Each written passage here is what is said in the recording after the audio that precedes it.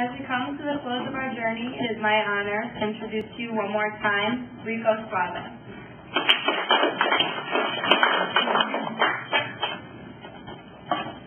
I want to take a few moments. For my just recently passed Scottish grandfather, William Conan. He asked me for his last wish, not for us to give him a moment of silence, but to say the things that he can no longer say. You see, he once told me a story that had a valuable lesson. There were 12 brothers who did nothing but argue. Their father grew tired of the constant warring, so he gathered them into a small room and told them to bring him 12 sticks. He bundled up the sticks and one by one asked each one of his sons to attempt to break the bundle. From the youngest to the oldest, they could not. After this, the father unbundled the sticks and gave each brother a single stick. He then asked them to break it, which they did simply. He told them that apart, they are easily broken, like this stick. But together, they are indestructible. Brothers, sisters, we can be that strong bundle of unity. In our culture, we are taught that we need to look out for number one, ourselves. But like this, we can be easily broken. Let's stand together, America, in unity. We, the Affectionists Party, want to establish a new culture of togetherness. For far too long, politicians have been alienating themselves from you, the people, and from other parties. It is my vision to bring us all together and incorporate all ideas. I want to embrace the many limbs of the autocrats and extend our never-ending support for our shared beliefs. I will toast with the keggers to show our young affection through high spirits. I want to put my arms around the shoulders of my buddies and shoot sparks to fire our economy. No one person or party has all the answers. We must be open to all ideas. But I can lead us into a new great exchange of minds and cultures. At the assembly line at Fort Steel, I realized something about America. You see, steel is an amalgamation of metals. Metals of different colors, shapes, sizes, backgrounds. But when it is poured through the kiln and fire and pressure, through hardest of tribulations, the metals create an everlasting bond that cannot be broken. Steel, one of the hardest man-made substances. Steel is the backbone of this nation. From the skyscrapers of New York to the Golden Gates of San Francisco, steel is the constant reminder of the togetherness that makes this nation so damn strong. Contrary to what some may think, I'm not a pretentious man.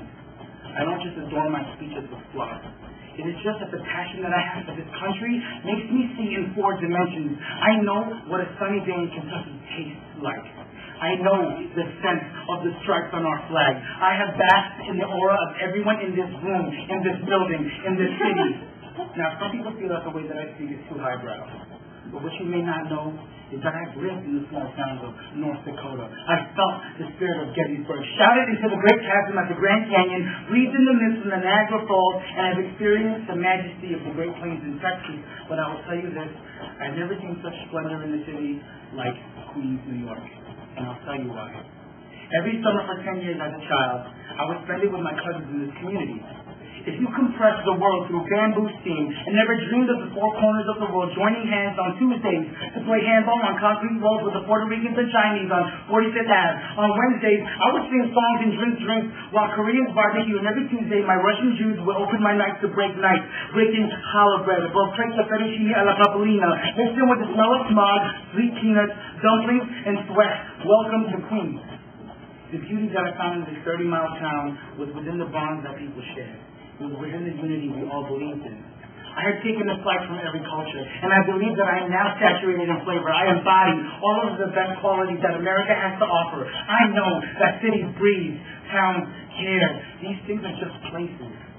But they are made significant through the people that inhabit them. Through the differences we all share, we can all learn.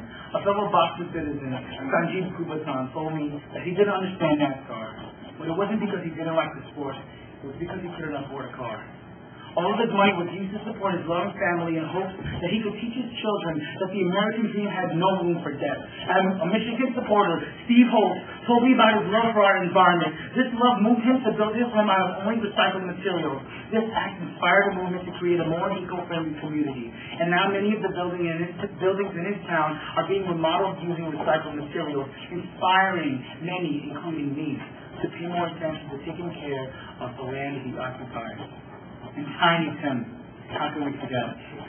His latest feat was banding his neighbors together to take a stand for their local business. Because of his determination, they are now able to coexist with big businesses. Even though he is physically small, his spirit is extremely immense. These stories represent us, our indefeatable spirit, our innovative intellect, and our love for our families and others. I see Tiny Tim's spirit in your eyes. I can see the Steve Holt, ready for the change we need to succeed. What separates us from other countries is our undying spirit and love for this country. From all of these people, I see the best qualities, ideas, and perspectives. I will exemplify all the finest that America has to offer. I can lead us into an era of opportunity where we can all lead fulfilling lives and fulfill the promises of our forefathers: life, liberty, and the pursuit of happiness. Now it is time for us to continue our story. Join me, America. We have been talking, and now it is time for action. It is time for change. Vote for me, and together we will all achieve greatness. Let's make love, America.